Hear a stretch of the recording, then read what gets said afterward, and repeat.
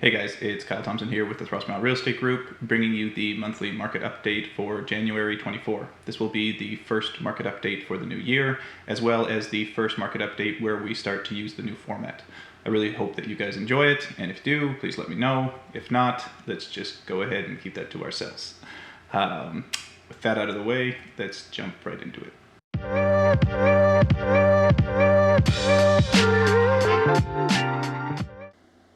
So, last month we had 237 new listings, 99 new sales. Average list price was $637,425. The average sale price was $607,243.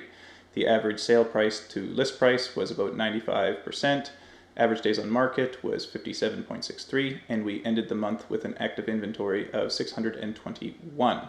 So there are two different methods on determining what kind of market conditions we're in. There's the monthly supply of inventory, where we divide the absorption rate by the inventory, which gives us 3.83, which also puts us slightly into seller's market territory, but bordering on the neutral market. Or you can use the sales to new listing ratio, where you simply just divide the sales by the new listings, and that takes us to 42%, which is in neutral, but bordering on the buyers. So if you take the average of the two, we pretty well end up in a neutral market. Now, if we jump over and take a look at the inventory for this time of year, we ended the month, as I said, with 621, and that is about 14% below the 10-year average for January of 721. Now, if we jump over and take a look at the market as a whole, we see that there was a big spike in new listings, which had been trending down for the last 4 months. Sales had a tick up after trending down for the last 8 months, and expireds ticked down after trending up for the last 6 months. The only trend that continued was the benchmark price, which dropped about $4,300. As always, let's jump over and take a look at the 10-year trends to keep these in perspective. So, new listings year to date, we came in at 237, which is about 13% below the 10-year average of 272. If we jump over and take a look at units sold instead, we came in last month at 99, which is about 30% below the 10-year average of 141. Now, jumping over to take a look at sales, starting with the average sale price.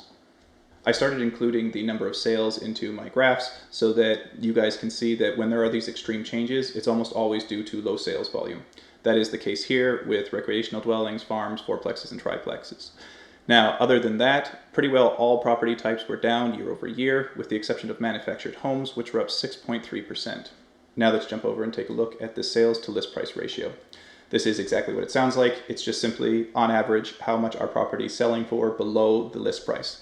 And last month we came in at 95.02%, which is actually fairly low for the time. So meaning there is more negotiating room if you are on the buying side. Now, let's jump over and take a look at the actual sales themselves. This here is a tree map. There seemed to be some confusion as to what that is. It's like a pie chart and a rectangle make a baby. It's a visual representation of how big each section of the market is. Now, moving onwards, single-family dwellings, apartments, and townhomes were anywhere between flat and down 4%. Half duplexes were up almost 10%. Manufactured homes down about 9%. Lots and half duplexes were down between 40 and 50%, and the rest of the property types had too low sales of volume to matter. So finally, moving on to how long properties are taking, starting off with the 10-year average. So far this year, it's taken properties an average of 58 days to sell, which is about 11% below the 10-year average of 65. If we jump over and look at the trailing 12 months instead, we see that once again, it's been taking an average of 58 days to sell, but we are about 13% above the 12-month average of 52. That is typical for this time of the year, just because January is really slow. And finally, let's take a look at it by property type. As you can see, most property types across the board were up on the year, took longer to sell across the board, ranging anywhere between 18 to, call it 47%. Other than recreational dwellings, which were down about 44%, but there was only 3 sales, so a bit of a skewed number. That's all we have for today. I really hope that you get some value out of these market updates. If you are, please consider liking and subscribing to the YouTube channel. And if you have any feedback on this new format or potentially things that I can change or improve on, please feel free to leave your comments in the comment section below, and I'll get to them as soon as I'm able. Thanks for watching.